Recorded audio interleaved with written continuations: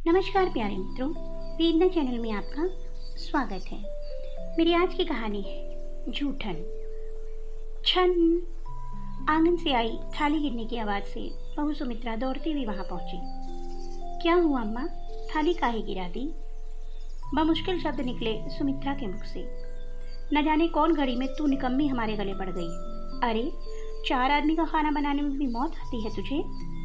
झूठी थाली में ही खाना निकाल लाई मेरा।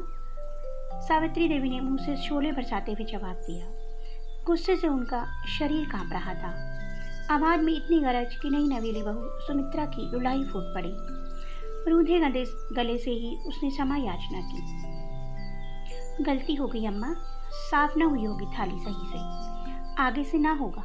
अपनी थाली उठा और चलती बन यहाँ से। मेरे गुस्से का इम्तिहान न ले।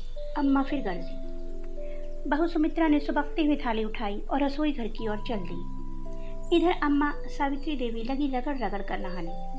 न जाने किसकी जूठन खिला दी मुझे, अपवित्र कर दिया निकम्मी ने। अम्मा बड़बड़ाती जा रही थी। 2-4 दिन बीते तो अम्मा खुद सामान्य हो गई, लेकिन बहू सुमित्रा को अम्मा का यह व्यवहार खटक गया था। अम्मा जी यानी सावित्री देवी बड़े ही रोबीले व्यक्तित्व की महिला है। उनकी कड़कती आवाज़ से गांव भर में लोग घबराते हैं। हंसते मुस्कुराते कम ही दिखाई देती हैं। खेत खलिहान, जमीन जायदाद, किसी बात की कोई कमी नहीं है। उनके 2 बेटे रमेश और सुमेर हैं। बड़े बेटे रमेश की अभी कुछ ही दिन पहले ही शादी हुई है। सुमित्रा अम्मा जी की नई नवेली बहू एक गरीब परिवार से है, इसलिए अम्मा हमेशा ही उसको दबाकर रखने की कोशिश करती हैं। बड़ा बेटा तो मानो माँ की परछाई है। माँ कहे तो दिन, रात तो रात। पत्नी को प्रेम और सम्मान देना तो उसने सीखा ही नहीं है। बात बात पर ताने देना, छोड़ देने की धमकी देना या यूं ही बिना कुछ सोचे पत्नी को किसी के भी सामने लताड़ देना उसके लिए बेहद सामान्य सी बात है। इतना अपमान और जिल्लत सहन करके भी सुमित्रा अपने पति को ही अपना सर्वस्व समझती थी। अम्मा की सेवा करने में भी कोई कसर नहीं छोड़ती थी।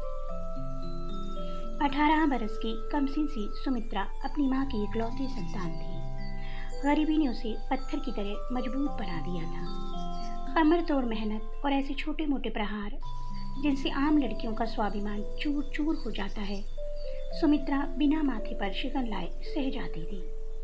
ऊपर वाले ने भी फुर्सत से गढ़ा था उसे। गुलाबी रंगत, लंबे घुंघराले बाल, पतली कमर और ऊंचा लंबा कद। अम्मा ने एक नज़र में उसे अपने रमेश के लिए पसंद कर लिया था। यूं तो अम्मा कड़क स्वभाव है, यह मैं समझ रही हूँ, लेकिन जरा सी बात पर अन्य का अपमान कुछ ज़्यादा ही अजीब बर्ताव किया अम्मा ने। सुमित्रा अपने पति को बता रही थी, देख तू ज़्यादा दिमाग मत चला और आइंदा कोई शिकायत नहीं मिलनी चाहिए तेरी। एक बात की गांठ बांध ले, अम्मा को जूठन से सख्त चिढ़ है। ध्यान रहे उनको किसी की उतरन और जूठन तनिक न छू पाए। अगर छुई तो तू जाने और अम्मा जाने, मैं तो उठाकर तेरे बाप के पास पटकाऊंगा। जो लुगाई मेरी माँ का ध्यान न रख सके उसे क्या फोड़े पर घिस कर लगाऊंगा मैं? त्योरियां चढ़ाते हुए रमेश ने सुमित्रा को फटकार लगा दी। बाप के घर पटक देने की बात से सुमित्रा थोड़ी असहज हो गई थी। कौन सा सगा बाप था उसका? सौतेला बाप, वह भी पूरा कसाई। जरा भी भनक लगी कि ससुराल में कुछ ऊपर नीचे हुआ है, उसके साथ साथ उसकी माँ को भी जिंदगी नरक बना देगा वह। न जाने माई ने भी कौन से जन्म की सजा भुगती उस नशेड़ी से ब्याह करके। सारा जीवन रोकर ही काटा। 2 रोटी खाने के लिए दिन भर खेत में मजदूरी करती, उस पर भी घर आकर बाप से गाली सुनती। अनायास उसकी आंखों के कोर भीगने लगे। अगले ही पल खुद को संयत करते हुए वह घर के काम काज में लग गई। इस घटना के बाद सुमित्रा थोड़ी सावधानी रखने लगी। उसे समझ में आ गया था कि रमेश माँ के ही कहने में चलेगा और अम्मा तो जो थी सो थी। ले देकर बस एक ही घर में एक देवर था जो उससे कुछ इज्जत और प्यार से बात करता। वह भी लल्ला जी कहकर उसकी सारी फरमाइश पूरी करती। रमेश को शहर में गाड़ी चलाने का काम मिल गया था। हफ्ते में एक ही दिन वो घर आता, बाकी दिन अम्मा और सुमित्रा ही अकेले रहते। सुमेर के होते अम्मा को कोई डर भी नहीं था। 6 फुट का पाखा नौजवान था सुमेर। भाई की अनुपस्थिति में घर, खेत और जमीन सबका ख्याल रखता। रात में जब घर लौटता तो अम्मा लाड से उसका सिर सहलाती, फिर अपने कमरे में जाकर सोती। सुमित्रा अपने कमरे में खड़ी माँ बेटे का प्यार देखकर भाव विभोर हो जाती। आखिरी बार जब उसने कब माँ का प्रेम भरा स्पर्श महसूस किया था उसे याद ही नहीं था। पहले पिता ने गर्भवती माँ को छोड़ दूसरी शादी कर ली थी। कितने ही साल तो माँ ने समाज में नाक रगड़ रगड़ कर सबको अपनी पवित्रता साबित करने में बिता दिए। पुरुषों के इस समाज में किसी स्त्री को अगर पुरुष छोड़ दे तो समाज में स्त्री में ही खोट ढूंढना प्रारंभ कर देता है। 17 बरस की कच्ची उम्र में शादी, तलाक और बिना पति के कोख में एक बच्चा लिए उसने दर दर की ठोकरें खाई, मर्दों की अच्छी बुरी नज़रों का सामना किया। वह भीतर से टूट रही थी। ऐसे में एक आदमी ने उसे सहारा दिया। ब्याह करके वह उसे अपने घर ले आया। उसने फिर से जो जीने की कोशिश की ही थी कि एक बार फिर सच्चाई ने अपना भोंडा रूप दिखाना शुरू कर दिया। माँ का यह नया पति हर रात उसकी असमत को कुचलता, मारपीट करता और दिन चढ़ते ही बोतल खोलकर बैठ जाता। जब अपना पेट पालने के लिए वह मजदूरी करने लगी तो उसकी मेहनत की कमाई भी वह छीन कर दारू में उड़ा देता। उसने कब का मुस्कुराना छोड़ दिया है। शायद उसे अब कोई आस ही नहीं जीवन से। सुमित्रा की शादी तय करते समय भी माँ बिल्कुल संवेदनशील सी खड़ी थी। उसने कोई विरोध भी नहीं किया था, ना ही कोई खुशी जाहिर की थी। जिंदा लाश बनकर जीती उसकी माँ अब सुख दुख का एहसास ही भूल चुकी है।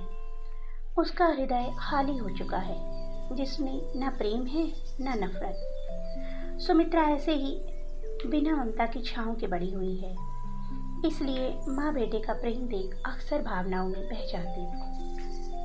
भाई के कमरे में अकेली सोती जवान खूबसूरत भाभी को देख सुमीर की नीयत बदलने लगी थी। रात बिरात वह सुमित्रा को किसी न किसी बहाने से बुलाता और कोई काम पकड़ा देता। सुमित्रा भी लल्ला जी के काम को कभी इनकार नहीं करती। पूरी तन्मयता से वह काम में जुट जाती थी।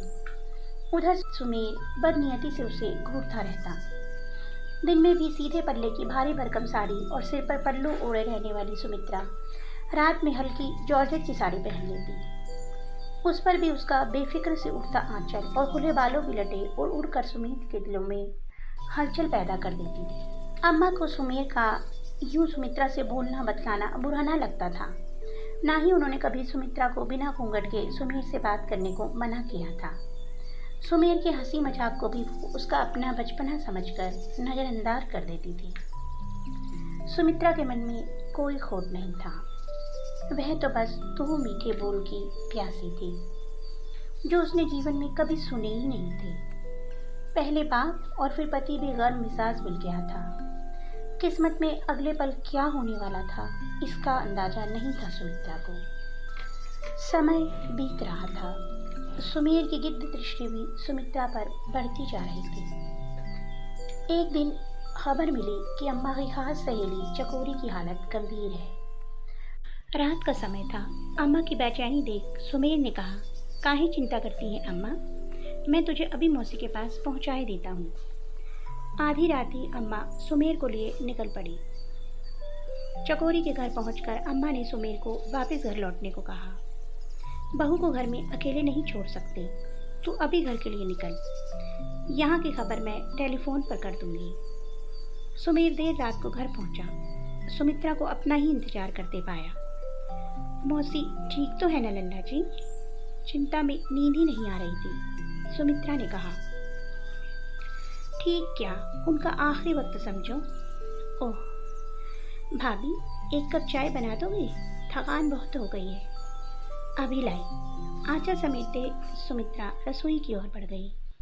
पानी चढ़ाया ही था कि सुमित्रा को अपने पीछे एक साया सा लहराता दिखाई दिया। पलट कर देखा तो सुमीर उसके बिल्कुल नज़दीक खड़ा था।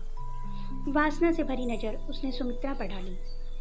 सुमित्रा एक पल को असहज हो गई। दिमाग ने चेताना चाहा, लेकिन दिल ने मानने से इनकार कर दिया। नहीं नहीं, लल्ला जी ऐसी नज़र से कभी नहीं देख सकते। चाय का कप सुमीर को थमाकर वह अपने कमरे में चली आई। पीछे पीछे फिर से वही पदचाप सुनाई पड़ने लगी। अगले ही पल सुमीर उसके ठीक सामने खड़ा था। इतनी रात को मेरे कमरे में? लल्ला जी कुछ चाहिए क्या? तुम्हारा लल्ला नहीं हूँ मैं, सुमेर भी बुला सकती हूँ, लेकिन तुम समझती कहाँ हो मेरी ज़रूरत। सुमेर कुटिलता से मुस्कुराया। सुमित्रा पर घड़ों पानी गिर गया। इतनी बेशर्मी, इतना दुस्साहस, भूल रहे हो तुम्हारे बड़े भाई की पत्नी हूँ। अभी निकलो यहाँ से, नहीं तो अम्मा जी को सब सच बता दूंगी। गुस्से में चीख पड़ी थी सुमित्रा। अच्छा, और तुम्हें लगता है अम्मा तुम्हारी बात सुनेगी? 1 मिनट में निकाल कर बाहर करेंगी तुम्हें, झूठी कार बताकर। फिर बताती रहना अपने शराबी बाप को अपनी आप बीती। वो ढीठपने से मुस्कुराया। चुपचाप मेरी बात मान लो, किसी को कुछ नहीं पता चलेगा। मैं आपके आगे हाथ जोड़ती हूँ, आप जाइए यहाँ से। सुमित्रा गिड़गिड़ाई। मतलब तुम प्यार से नहीं मानोगी। एक ही झटके में उसने सुमित्रा को बिस्तर पर गिरा दिया। सुमित्रा जाल में फंसे पंछी की तरह उसकी पकड़ से छूटने को छटपटा रही थी। ये पाप है, छोड़ दो मुझे। अम्मा जी कोई बचाओ, सुमित्रा विलाप कर रही थी। अचानक दरवाजा खुला, देखा तो सामने अम्मा खड़ी थी। कमरे में रोती बिलखती बहू, अर्धनग्न हालत में बेटा और लगभग वैसे ही हालात में बहू थी। सुमेर, अम्मा गर्जी। अम्मा मेरी कोई गलती ना है, ये सुमित्रा ही मुझे बहला फुसला कर। सुमेर ने कहानी बनानी शुरू की। उसे पूरा यकीन था अम्मा अपने लाडले बेटे की बात को टाल ही नहीं सकती। उधर अम्मा जड़ हुई खड़ी थी। आंखों के आगे अंधियारा छाने लगा। कुछ होश संभाला तो 25 बरस पहले की घटना एक के बाद एक आंखों के सामने घूमने लगी। मुझे माफ़ कर दो भाई, मेरी कोई गलती नहीं है। मैंने तो रमेश के बापू के अलावा कभी किसी मर्द की को आंख उठाकर भी नहीं देखा। ये कलेवा खुद मेरे कमरे में घुसा चला आया, मेरे साथ जोर जबरदस्ती की। इसमें मेरा क्या कसूर बताओ? आप ही कुछ बोलो ना रमेश के बापू, मेरा भरोसा करो। माई, आप तो औरत हो, समझती हो सब। ऐसे अन्याय न करो मेरे साथ। मैंने कभी इसको न बुलाया, ये पहली बार मेरे कमरे में घुसा है। आपके एक बेटे ने मेरे साथ दुराचार किया और दूसरा मेरे ही चरित्र पर उंगली उठा रहा है। युवा सावित्री गिड़गिड़ा रही थी। तू सच बोले या झूठ, किसी की झूठन इस घर की लक्ष्मी नहीं बन सकती। तू एक झूठन है बस, इससे ज़्यादा तेरी कोई औकात नहीं यहाँ। कल सुबह होते ही इस पूरे गांव में काला मुंह करके घुमाना, फिर उठाकर यहाँ से बाहर फिकवा देना। पता तो चले इस कलंकनी को बद चलने का क्या परिणाम होता है। माई ने फैसला सुना दिया था। सावित्री रोती चिल्लाती रही, किसी ने उसकी एक न सुनी। सारा कुनबा खड़ा उसे झूठन बुला रहा था। वह असहाय सी घुटनों में मुंह छिपाए नीचे बैठी थी। बड़े घर की बहू थी, गहनों की कोई कमी नहीं थी। कमरे में आकर उसने अपने सारे गहने एक पोटली में बांधे और रमेश को उठाकर आधी रात में ही वहां से भाग निकली। दूर के भाई की मदद से सारे जेवर बेचकर सुदूर क्षेत्र में जमीन खरीदी और वहीं खेती बाड़ी करने लगी। अकेले ही रमेश और अपने अजन्मे बच्चे के लिए सहारा बने। दोनों को पाला पोसा, पति के होते हुए भी जीवन भर विधवा का जीवन बिताया। पति, ससुराल, मायका सब पीछे छूट गया था। अगर नहीं छूटा था तो वह था झूठन का दाग, जो उसके दामन को कलंकित कर गया था। गलती ना होने पर भी सारा जीवन खुद को ही दोषी समझ दंड देती रही थी सावित्री। आज भी झूठन देख उसे अपने कानों में वही झूठन वाली आवाज़ सुनाई देने लगी और वह विचलित हो गई। अम्मा, मेरी कोई गलती नहीं। बहू हाथ छोड़े खड़ी थी, डर के मारे पैर कँपकँपा रहे थे। फैसला तो वह जानती थी सुमेर के पक्ष में ही होगा। मैं 4 दिन पहले आई गरीब घर की अनाथ, कौन मेरी सुनेगा? यहाँ से निकाली जाऊंगी तो मेरे साथ ही माँ का जीवन भी खराब हो जाएगा। सुमित्रा का मन अब खुद से ज़्यादा माँ के लिए व्यथित हो उठा। मैं यहीं किसी कोने में पड़ी रहूंगी अम्मा, किसी से कुछ नहीं कहूंगी। मुझे अभागन पर तरस खाओ। सुमित्रा बोलती चली जा रही थी। झूठन, तू झूठन। बमुश्किल कुछ शब्द फूटे अम्मा के मुख से। पूरा साहस जुटाकर अम्मा फिर से बोली, तू झूठन नहीं है मेरी बिटिया, ये बेगैरत है। माँ समान बड़ी भाभी पर हाथ डालने की भी हिम्मत कैसे हुई तेरी? अभी इस घर से बाहर निकल जा। जो आदमी बहन बेटी की इज्जत न कर सके वह घर तो क्या समाज में भी रहने लायक नहीं होता। मुझे क्या पता था, मैं औलाद नहीं सांप पाल रही जो एक दिन घर की इज्जत को ही डस लेगा। गरीब की बेटी की इज्जत इतनी सस्ती नहीं होती कि कोई भी उसे अपने रुपए पैसों से खरीद सके। तुझे क्या लगा था मैं इस गरीब बिन बाप की लड़की को ही गलत समझूंगी? सही गलत में खूब फर्क समझ आता है। दफा हो जाए यहाँ से, कभी अपनी शक्ल मत दिखाना, नहीं तो पुलिस में दे दूंगी। लेकिन अम्मा आप यहाँ कैसे? बहू ने सवाल किया। न जाने क्यों मुझे घबराहट हो रही थी। मेरा दिल नहीं माना तो चकोरी का भांजा चंदू मुझे वापस छोड़ गया। आज अनर्थ हो जाता अगर मैं समय से ना पहुँचती। कैसे मुझसे नजरें मिलाती? तू मेरे बेटे की अमानत है, इस घर की लक्ष्मी है। लक्ष्मी तो सदा ही पूजनीय होती है। किसी की गंदी नीयत या गंदे हाथों के छू लेने भर से वह अपवित्र नहीं हो जाती, झूठन नहीं हो जाती। इस हादसे ने मेरे मन में छिपे उस झूठन के दाग से मुझे मुक्ति दे दी। कोई कुत्ता पागल होकर काटने लगे तो उसे ही गोली मारी जाती है, खुदकुशी नहीं की जाती। इससे पहले कि कोई महिला इन कुत्तों से डरकर खुदकुशी करे, इनको चुन चुन कर गोली मार देनी चाहिए। अश्रु आज सारे बांध तोड़ बह जाना चाहते थे। न जाने कितने बरस से इनको रोक कर रखा था सावित्री ने। सुमेर कब का गांव छोड़कर भाग चुका था। इधर सुमित्रा अम्मा के गले लगकर बरसों की अपनी ममता की प्यास बुझा रही थी। तो दोस्तों, आपको मेरी कहानी कैसी लगी कमेंट बॉक्स में अवश्य बताइएगा। अगर आपको मेरी कहानी पसंद आई तो मेरी कहानी को लाइक कीजिए और प्लीज़ मेरे चैनल को सब्सक्राइब कीजिए। कल फिर कहानी के साथ मिलूंगी, तब तक के लिए बाय बाय।